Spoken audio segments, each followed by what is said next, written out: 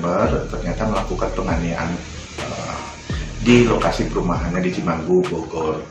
Nah, ini dilakukan pada saat istrinya itu kembali ke rumah kurang lebih sekitar pukul 23.00 ya.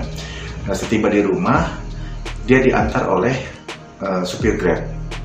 Nah, ketika sampai di rumah, Habib ini pelaku melakukan penganiayaan terhadap supir Grab yang bernama Andriansyah.